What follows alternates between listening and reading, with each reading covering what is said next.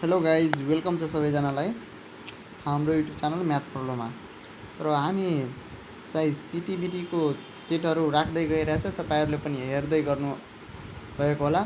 र त्यसै क्रममा आज चाहिँ हामी सिटिबिटीको चाहिँ 2068 सालको फुल पेइङ अर्थात् डोनेसनमा सोधेको क्वेसनहरूको साइन्सको 35 वटा क्वेसनहरू गर्नेछौँ।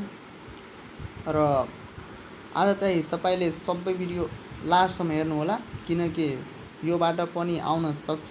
किनकि सिटिबिटीको जति पनि इन्ट्रान्सको इक्जाम रहेको छ धेरै क्वेसनहरू चाहिँ रिपिट भइरहेको हुन्छ, त्यसैले स्किप नगरिकन हेर्नु होला। र मैले चाहिँ अलि बिजी भएको कारणले तपाईहरुलाई अलि भिडियो प्रोभाइड गराउन सफल भइरहेको छैन।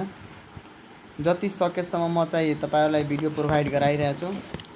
हेर्नुस्, अब चाहिँ यो 2068 को क्वेसन रहेछ फुल पेइङको। अब स्टार्ट गरौँ। हेर्नुस्, यो साइन्सको कति नम्बर छ, क्वेसन नम्बर 31 देखि 65 सम्म रहेछ। क्वेसन नम्बर 31 मा के रहेछ, अन्तर्राष्ट्रिय मापदण्ड प्रणालीमा जी को एकाइ के हो? What is the unit of the G? Capital G is standard international system. Capital G छ नि, जुन ग्राभिटेसनल कन्स्टेन्ट बन्छ, त्यसको युनिट के हुन्छ? यो न्युटन मिटर स्क्वायर पर केजी स्क्वायर। यो option D is right answer. त्यसै गरी हाम्रो नेक्स्ट क्वेसन रहेछ, तलको मध्ये ऊर्जाको वैकल्पिक स्रोत कुन होइन? यहाँ which of the following is not alternative source of energy? यसको सही आन्सर हाम्रो के रहेको छ? Fossil fuel, option B. त्यसै गरी हाम्रो तापको परिमाण डट समानुपातिक हुन्छ। तापको परिमाण quantity of the heat is directly proportional to केसँग चाहिँ क्वान्टिटी अफ द हिट चाहिँ केसँग चाहिँ डाइरेक्टली प्रोपोर्सनल हुन्छ। यसको चाहिँ आन्सर रहेछ total number of the molecular that a body contain. त्यो बडीमा कति मोलिकुलर वेट यो छ त्योसँग के हुन्छ? डाइरेक्टली प्रोपोर्सनल हुन्छ। त्यसै गरी हाम्रो नेक्स्ट क्वेसन हेर्दाखेरि 34 नम्बरको क्वेसन रहेछ, तलको मध्ये विशिष्ट ताप धारण शक्तिको सही एकाइ कुन हो? स्पेसिफिक क्यापासिटी छ नि, त्यसको चाहिँ युनिट कुन हो? त्यसको युनिट चाहिँ कुन हो? यसको चाहिँ हाम्रो के हुन्छ? यो joule per KG per degree Celsius. Option A is right answer.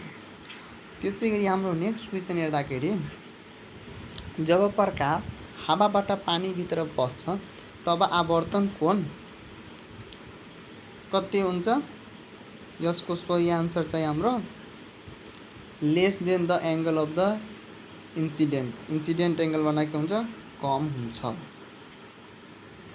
त्यसै गरी हाम्रो नेक्स्ट क्वेसन रहेछ, तलका मध्ये दूरदृष्टिको अर्को नाम कुन हो? दूरदृष्टि चाहिँ लङ साइटनेसको अर्को नाम चाहिँ के रहेको छ? Hypermetropia. Option D is right answer. त्यसै गरी हाम्रो नेक्स्ट क्वेसन रहेछ कि which of the following is not correct property of the nichrome wire? Nichrome तारको चाहिँ तलको मध्ये कुन चाहिँ गुण चाहिँ होइन? तलको गुण कुन चाहिँ होइन? यसको सही आन्सर रहेको छ option C, it has no high resistance and react with oxygen. यो चाहिँ यहाँ दिएछ, यो चाहिँ रङ दिएछ, त्यसैले अप्सन यो हुन्छ। त्यसै गरी विद्युत घन्टीले कुन सिद्धान्तमा काम गर्दछ? विद्युत घन्टीले चाहिँ कुन सिद्धान्तमा काम गर्दछ?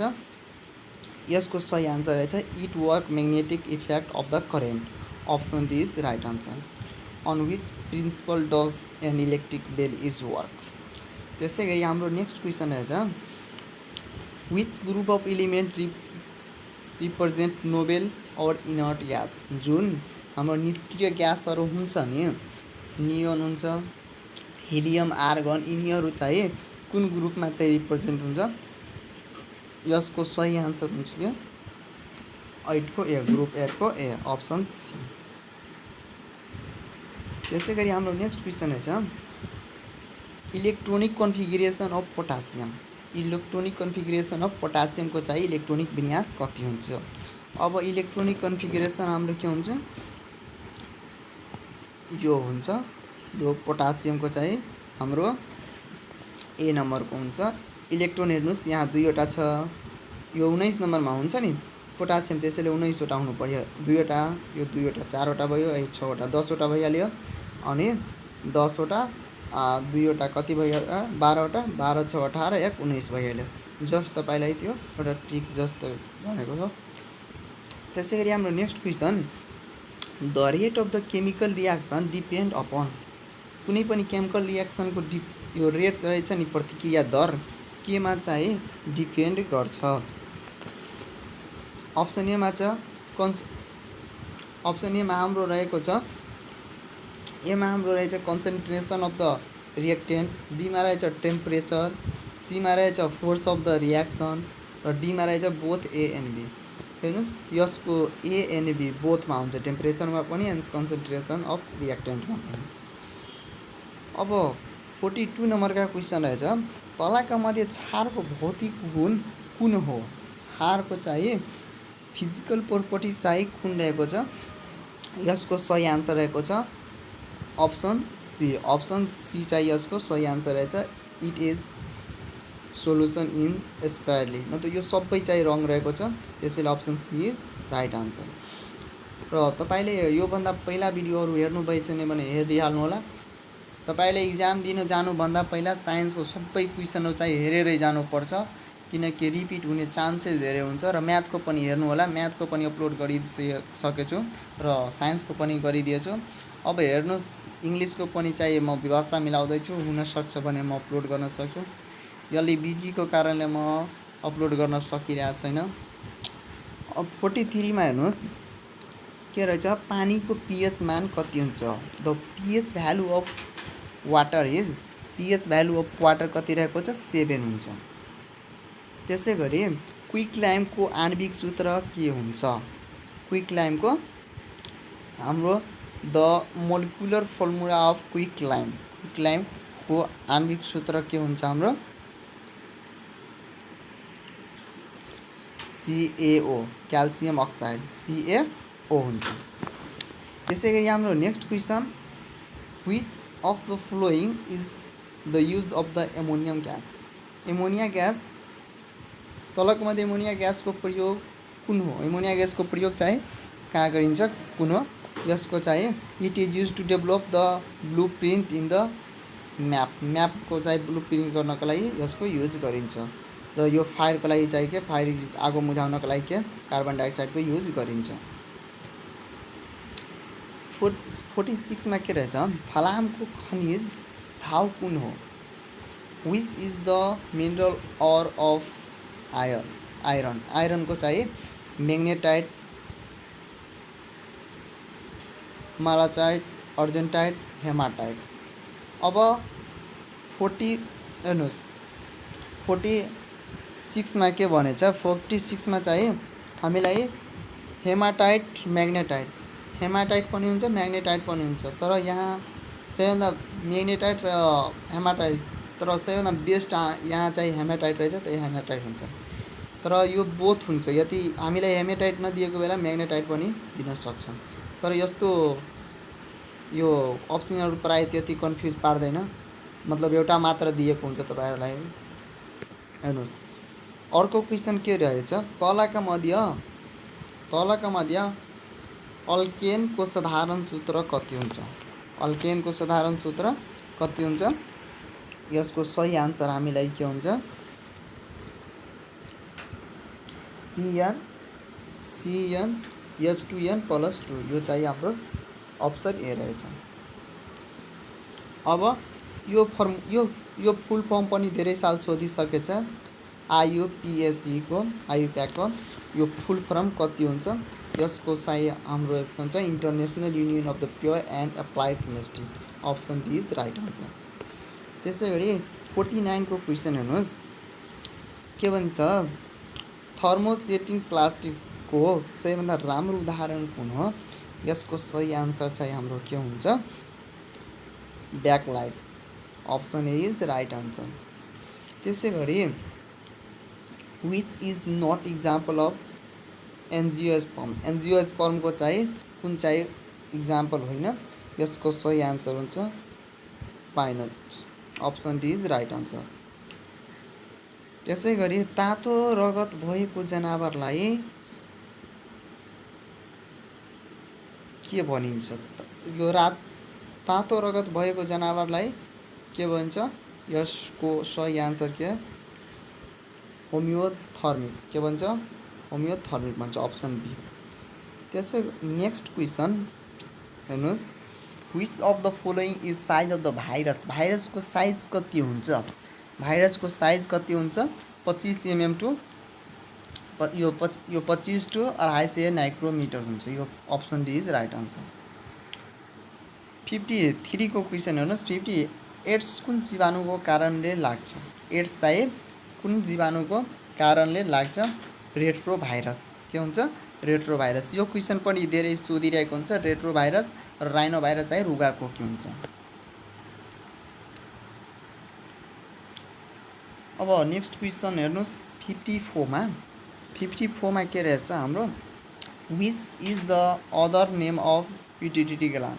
पिट्युटरी ग्ल्यान्डलाई अर्को कुन नामले चिनिन्छ? मास्टर ग्ल्यान्ड, जसलाई ग्रन्थीको नायिका। Option C.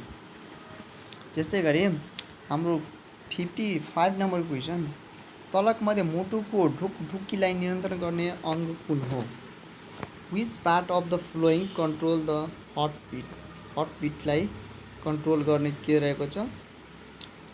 यसको medulla oblongata. Option A is right answer. माइटोसिसमा के हुन्छ? सोम्याटिक सेल हुन्छ। Option B is right answer. Which is the example of the vegetative propagation? Vegetative प्रोपागेसनको उदाहरण कुन छ? वनस्पति प्रसारणको उदाहरण कुन हो? यसको सही आन्सर हुन्छ Begunia. Option A is right answer. अब 58 नम्बरको क्वेसन, स्त्री र पुरुष प्रजनन अङ्गहरू भएका जीवलाई के भनिन्छ? एउटैमा चाहिँ animal with male and female reproduction organs are called के भन्छ? हामीले त्यसलाई के भनिरहेछौँ? हेर्माफ्रोडाइट। सरी, यसमा के हुन्छ? Option C is right answer हुन्छ, हेर्माफ्रोडाइट हुन्छ। त्यसै गरी हाम्रो नेक्स्ट क्वेसन, उनीको प्रोथालसको स्त्री प्रजनन अङ्ग कुन हो? यसको सही आन्सर हुन्छ अप्सन डी, आर्किगोनियम रहेछ। त्यसै गरी हाम्रो नेक्स्ट क्वेसन, राता रक्त कोषहरूको आयु लगभग कति हुन्छ? आरबिसी को चाहिँ लाइफ स्प्यान कति हुन्छ? कति महिनाको हुन्छ? यो 4 महिनाको हुन्छ।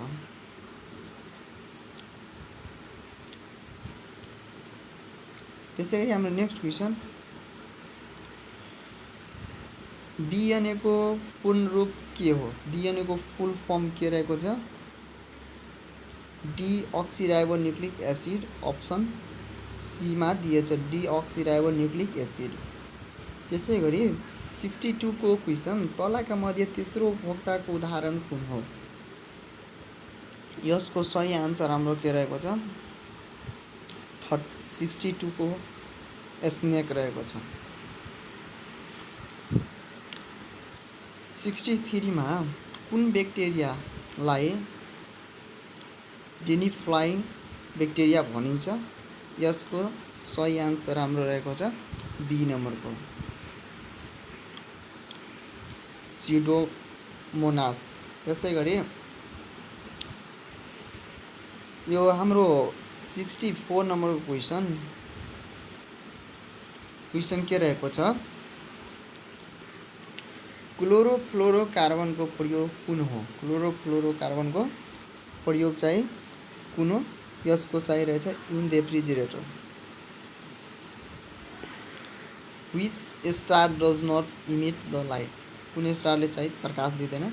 यसको सही आन्सर रहेछ न्युट्रल स्टार। यो चाहिँ अप्सन डी रहेको छ यसको सही आन्सर।